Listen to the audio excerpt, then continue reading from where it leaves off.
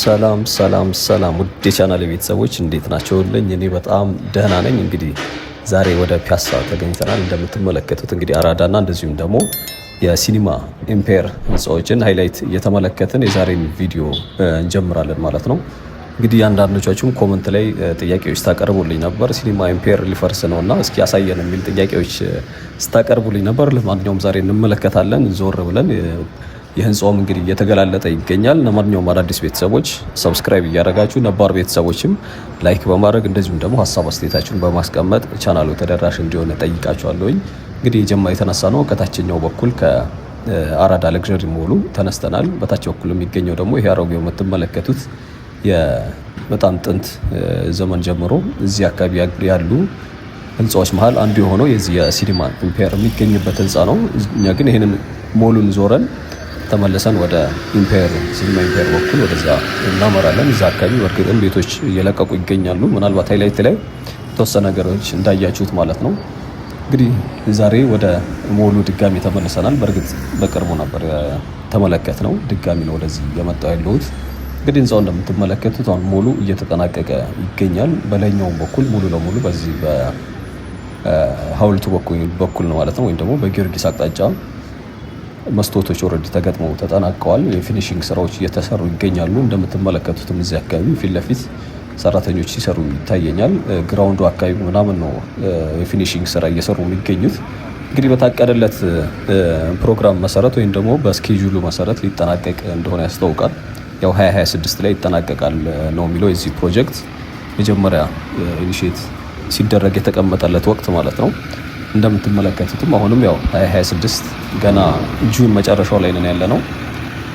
ያው በፈረንጆች ስለሆነ ማለት ነው 2026 እንግዲህ የተጀመረው ባለፈውም 2023 ላይ ፕሮጀክቱ እንደተጀመረ እንትን ብያችሁ ነበር። ብዙዎቻችሁ ግን ኮመንት ላይ 2024 ላይ ነው የተጀመረው የሚል ኮመንት እየተመለከትኩ ነበር። ምናልባት በትክክል ግራውንድ ላይ ያለው ስራ የተጀመረው 2024 ላይ ከሆነ አላውቅም። ግን ምናልባት የዚሁ ፕሮጀክት ላይ ተሳታፊ የሆኑ ድርጅቶችን ኢቭን ዌብሳይታቸው ላይ ጭምር ገብቼ እያየሁኝ ነበር። እንደዛ ካላችሁኝ በኋላ የነ ኪት ስቱዲዮን ጨምሮ ማለት ነው እንግዲህ ዲዛይን ካደረጉ ተቋማቶች አንዱ ሀባር አርክቴክትስ እና እንደዚሁም ደግሞ ኪት ስቱዲዮ ናቸው። እነሱም ስለዚህ እንትን ያስቀመጡት ይሄ ፕሮጀክት ዌብሳይታቸው ላይ የሚገኝበትን ቼክ ብታደርጉ 2023 ላይ እንደተጀመረ ወይም ደግሞ ፕሮጀክቱ የተጀመረው 2023 ላይ እንደሆነ ያሳያል።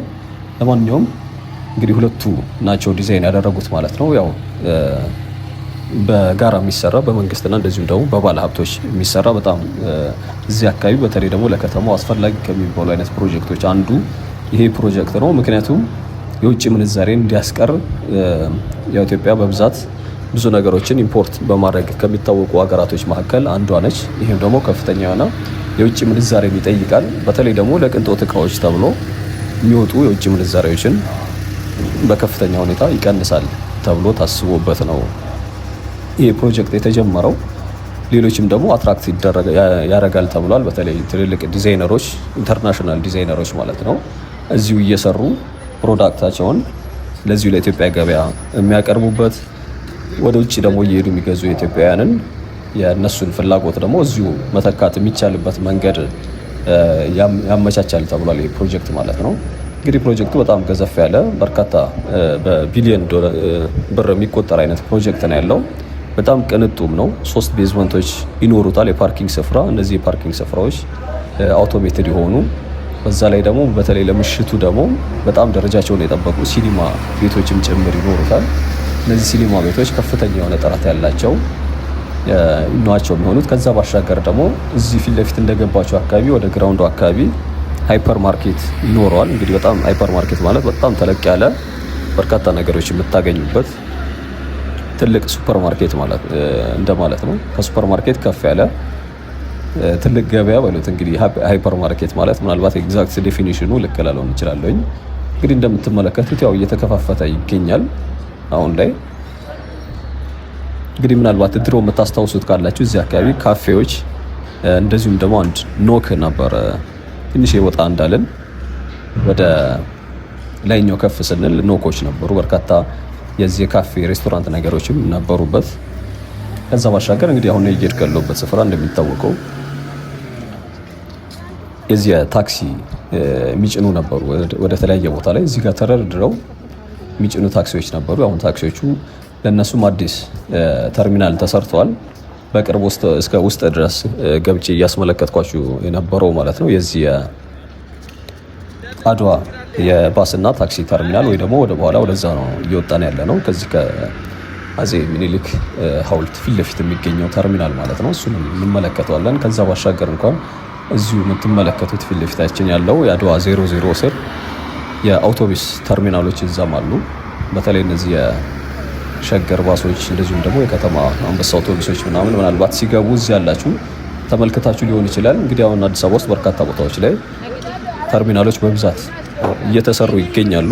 በተለይ ከዚህ ከኮሪደር አካባቢ ኮሪደር የተሰራባቸው አካባቢዎች ላይ በርከት ያሉ የፓርኪንግ ስፍራም እንደዚሁም ደግሞ የታክሲ ተርሚናሎችም ተሰርተው በአሪፍ በሚባል መልኩ እነዚህ መንገድ ላይ ይጨናነቅ የነበረው መንገድ የተወሰነ ማስተንፈሻ እያገኙ ነው የሚገኙት።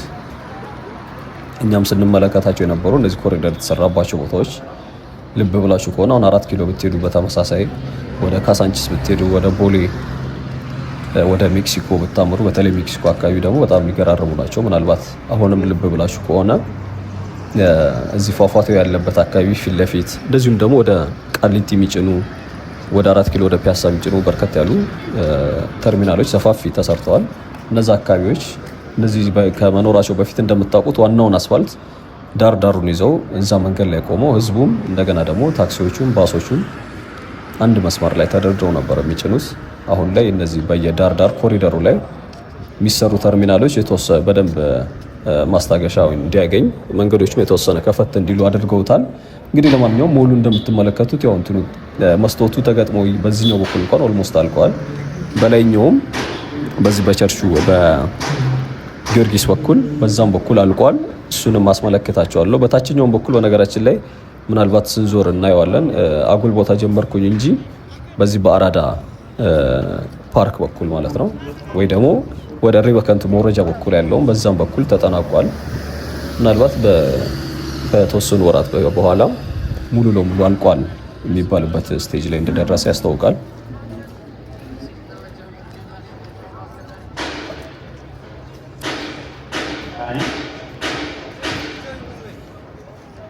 እንግዲህ እንዳልኳችሁ ሃይፐር ማርኬቶች ከ130 በላይ ደግሞ በጣም ደረጃቸው የጠበቁ ሱቆች ይኖሩታል። አጠቃላይ ያረፈበት ቦታ 112000 ስኩዌር ሜትር ላይ እየተሰራ የሚገኝ ተለቅ ያለ ፕሮጀክት ነው። ስለ በርከት ያሉ ሬስቶራንቶች፣ ሌላው ደግሞ ለህፃናቶችም ቦታ ይኖራል። ኢቭን እየተማሩ የሚጫወቱበት ስፍራ ያካተተ አይነት ፕሮጀክት ነው። እንግዲህ ከመንግስት ጋር አብሮ የሚሰራው MWS ጀነራል ትሬዲንግ የተባለ ተቋም ከጀርባ ሆኖ አብሮ ከመንግስት ጋር በፓርትነርሺፕ እየሰራው እንደሆነ ከዚህ በፊትም ሰሞኑ ስላችሁ የነበረው ነው። እንግዲህ ተርሚናሉ ደግሞ ይሄ በቀኝ በኩል የምትመለከቱት ይሄ ነው። እንግዲህ ይሄም አሁን እንደምታዩት ያው አልባሳት ይታየኛል። በዚህ ፊን ዙሪያው ላይ ከላይ ወጣችሁ ሱቆች ተከፍተዋል። በቅርቡ ምናልባት አንድ ወር እንደዚህ ቢሆነው ነው ከተመረቀ ሱቆች ኦልሬዲ ተከፍተው፣ ምናልባት ግን ያላየሁት ታክሲዎች እና ባሶች ሲገቡ አልተመለከትኩኝም። እሱ ስራ ጀምሮ ይሁን አይሁን እርግጠኛ አይደለሁም። በእርግጥ አልጠየኩም፣ ሰው የጠየቁት ሰው የለም። ግን እንግዲህ በዚህም በኩል እንደምታዩት ነው ሞሉ።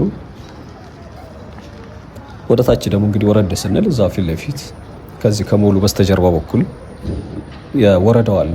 የዚህ አራዳ ክፍለ ከተማ ወረዳ 5 ማለት ነው። ከዛ ባሻገር ደግሞ ሌሎች የግል ተቋማቶችም አሉ።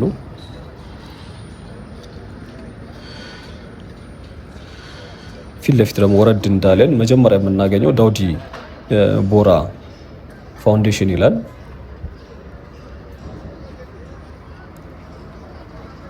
እሱን የምንመለከትና ዞረን ግን ወደ ጊዮርጊስ አቅጣጫ ነው የምንወጣው። ከዛ በኋላ ነው ወደ ሲኒማ ኢምፔር አቅጣጫ የምናመራው ማለት ነው።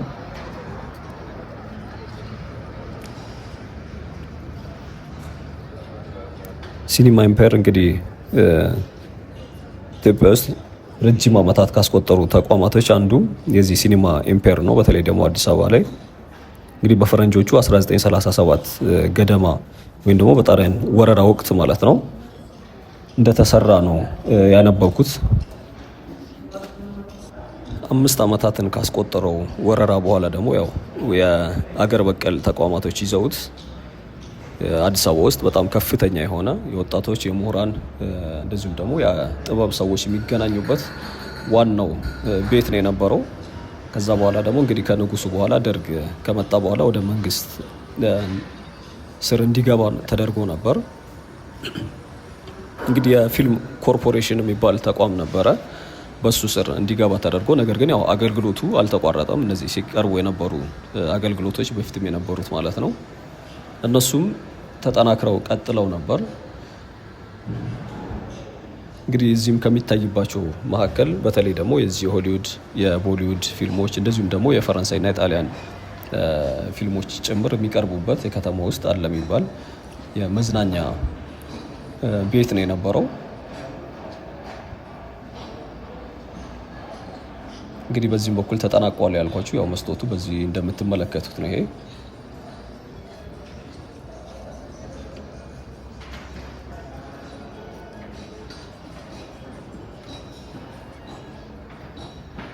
እንግዲህ ይሄ በስተጀርባ ደግሞ በራስ መኮንን ድልድይ እና በዚህ በአራዳ ሞሉ መሀል አሁን ላይ በርከት ያሉ ኮንስትራክሽኖች ይገኛሉ።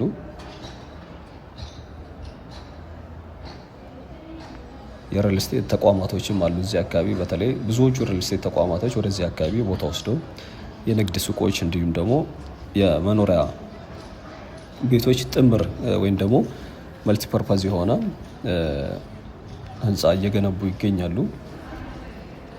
እንግዲህ ይሄ ፋውንዴሽን ከዚህ በፊት አይ ቲንክ አረቢክ ባክግራውንድ ያላቸው የቢዝነስ እንደዚሁም ደግሞ ሪሊጂየስ እንትን ተቋም ባክግራውንድ ያለው እንደሆነ ከዚህ በፊት በነበረው ቪዲዮ ሼር አድርጌያችሁ ነበር። ተርሚናሉ ይሄ የምትመለከቱት ነው። ምናልባት ውስጡን ያላያችሁት ካላችሁ ከዚህ በፊት የሰራሁት ቪዲዮ ነበር፣ እሱን ማየት ይቻላል። እንግዲህ በኮመንታችሁ አንደኛው ጥያቄ ዛሬ ምላሽ ታገኛላችሁ ማለት ነው። በዋናነት ደግሞ ስጠይቁኝ የነበሩት የዚህ የሲኒማ ኢምፓየር እየፈረሰ ነው ተብሏል፣ ምን ላይ ደረሰ ምናምን የሚል ወይ ደግሞ ከመፍረሱም በፊት ቢሆን አሳየን የሚል አይነት ጥያቄዎች ነበሩ። እሱን እንግዲህ አሁን ዛሬ ትመለከቱታላችሁ። ከዛ ባሻገር ደግሞ ትላንትና ማታ ላይ ሌላው ስጠይቁኝ የነበራችሁት የዚህ የአፍንጮ በር ግድብ ማታ ላይ አይ ቲንክ ወደ ምሽት ላይ ለቅቄዋለሁኝ። በእርግጥ ትላንትና 2 ቪዲዮ ነበር የለቀኩት። እንደ ሁለተኛ ለጥያቄያችሁ ምላሽም እንዲሆን ኮመንት ላይ ተደጋጋሚ ጠይቁኝ ስለነበራችሁ እሱን ማታ ለቅቄዋለሁ። ያላያችሁት ካላችሁ ደግሞ እንድታዩት ጋብዛለሁኝ። እዛ አካባቢ ኦልሬዲ ያልቀዋል ፕሮጀክቱ፣ የግድቡም የወንዝ ዳርቻውም። ሌላው እንግዲህ ከፍተኛ የሆነ ለውጥ ከታየባቸው ወይም ደግሞ በሪቨር ሳይድ ልማት ከለሙ ቦታዎች አንዱ የዚህ አፍንጮ በር እስከ ራስ መኮንን ድልድይ ድረስ ያለው አካባቢ ነው። እሱኛውን እንግዲህ ትላንትና ሙሉን ሰርቼዋለሁ፣ እሱ እንድትመለከቱት ጋብዛለሁ። እንግዲህ ዳውዲ ቦራ ኮሚኒቲ የሚባለው ይሄ ነው። እንደ ፋውንዴሽን ነው። በበጎ ፈቃድ ወይም ደግሞ በበጎ ፈቃድ አገልግሎትም ይታወቃሉ። በአንድ ወቅት አዲስ አበባ ላይ ለበርካታ ታማሚዎች በነፃ ሕክምና ሲያደርጉ እንደነበር ከዚህ በፊት በነበረው ቪዲዮ እንትን በያችሁ ነበር። እንግዲህ እነሱ ፋውንዴሽን ያው እዚህ ጋር ነው እየተሰራ የሚገኘው ማለት ነው። እንግዲህ ፊት ለፊት ወጣ ስንል ደግሞ የጣይቱ ባህልና ትምህርት ማዕከል እሱን እንመለከታለን። ዙሪያው ተርሚናሉን ካየን በኋላ በፊት በኩል በቀጥታ ወደ ኢምፓየሩ ነው የምናመራው።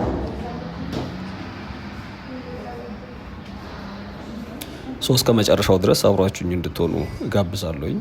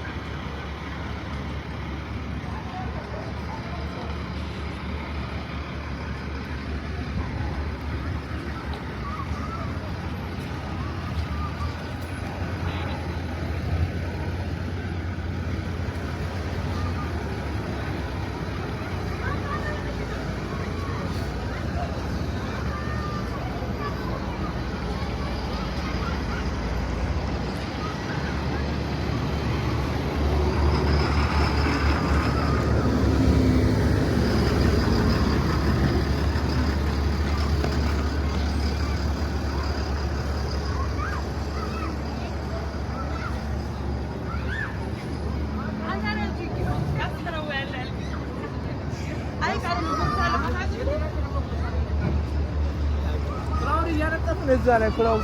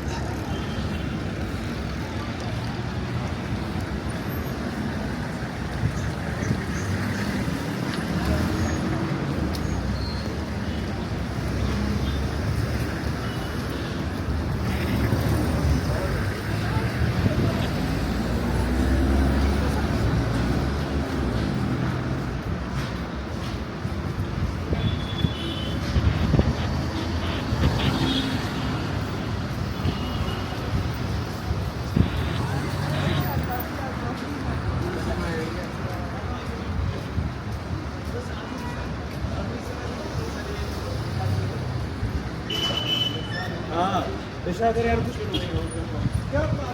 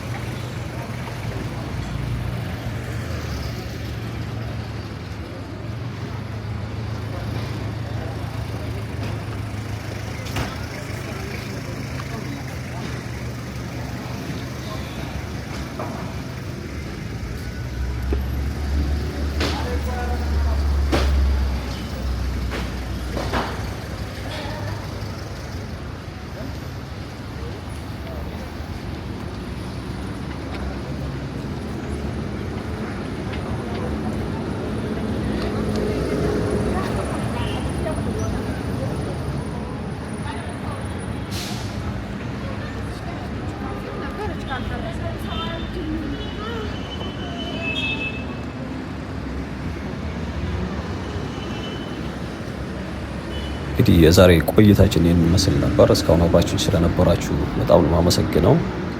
በሌላ ቪዲዮ ድጋሚ እንገናኛለን። እስከዛ መልካም ጊዜ እንዲሆን እመኛለሁ። ቻው።